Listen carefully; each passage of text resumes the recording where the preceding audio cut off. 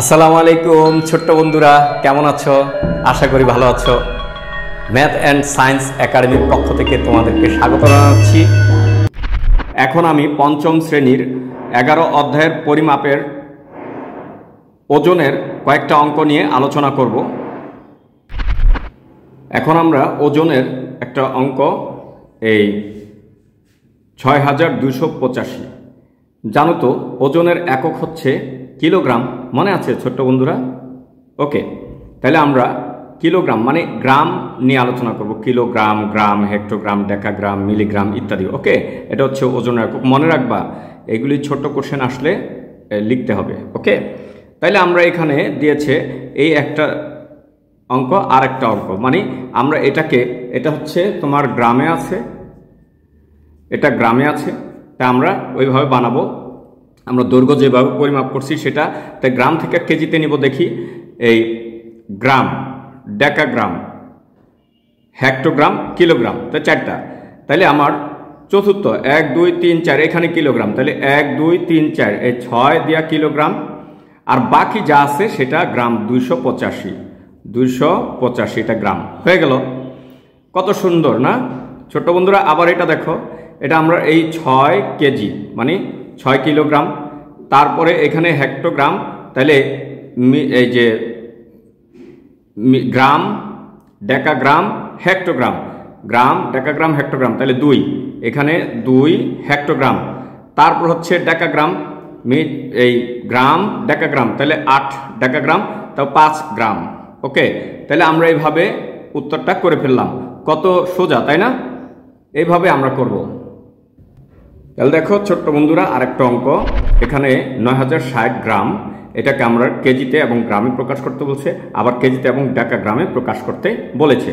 ওকে, এখন আমি ঠিক আগের মতো, মানে প্রথমে এটা লিখব কি, এটা গ্রাম, ডেকাগ্রাম, হেক্টোগ্রাম, কিলোগ্রাম, তাহলে 9 হচ্ছে কিলোগ্রাম, এই 9।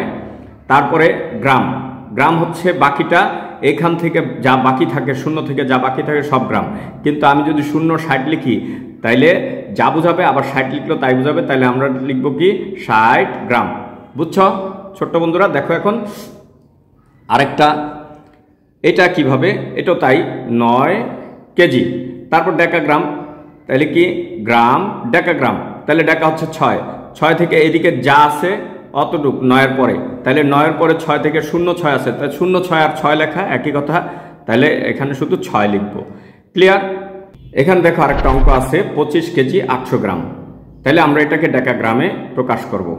ওকে, তাহলে 25 কেজিকে গ্রামে প্রকাশ করে এটার সাথে যোগ দিয়ে নিব, তাইলে পারবো। তাহলে এখানে লিখব আমরা জানি, আমরা জানি। এখানে আমরা সূত্র জানি কি, এই গ্রাম, ডেকা, হেক্টো, কিলো, তাহলে 1 দিয়ে 4টা শূন্য, তাহলে আমার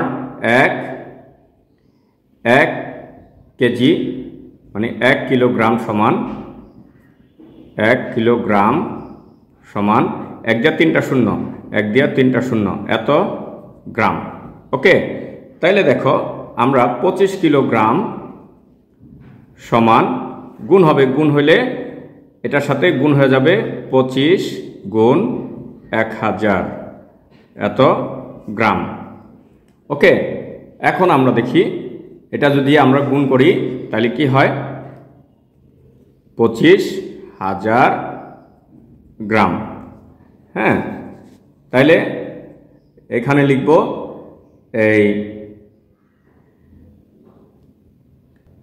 তাহলে 25 কেজি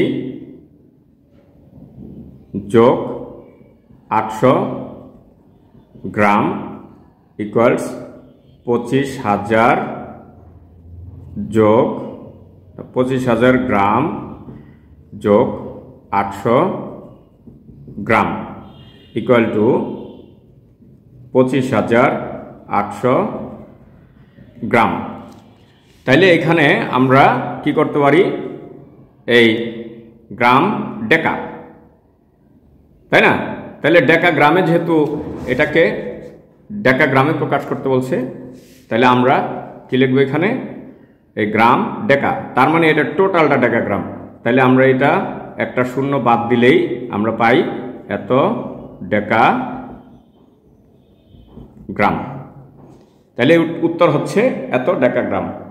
এখন দেখো ছোট্ট বন্ধুরা, এখানে আছে কি 750 গ্রামকে কেজিতে রূপান্তর করতে। ওকে, তাহলে গ্রাম থেকে কেজি, তাহলে আমরা ঠিক ওরকম এই গ্রাম, হেক্টো, এই গ্রাম, ডেকা, হেক্টো, কিলো। তাইলে আমরা এটাকে লিখব কি, যে আমরা জানি এক কিলোগ্রাম সমান 1 দিয়া 3টা শূন্য, এত দেওয়ার ছোট্ট ইউনিট, এত গ্রাম। তাইলে আমরা গ্রাম থেকে কেজিতে নিব, মানে ছোট ইউনিট থেকে বড় ইউনিট নিব। তাইলে কি করব ছোট্ট বন্ধুরা, ভাগ দিয়া যেতে হবে। তাইলে আমরা এটাকে ভাগ দিব 1000 দিয়ে। হ্যাঁ, এই তাহলে এত 50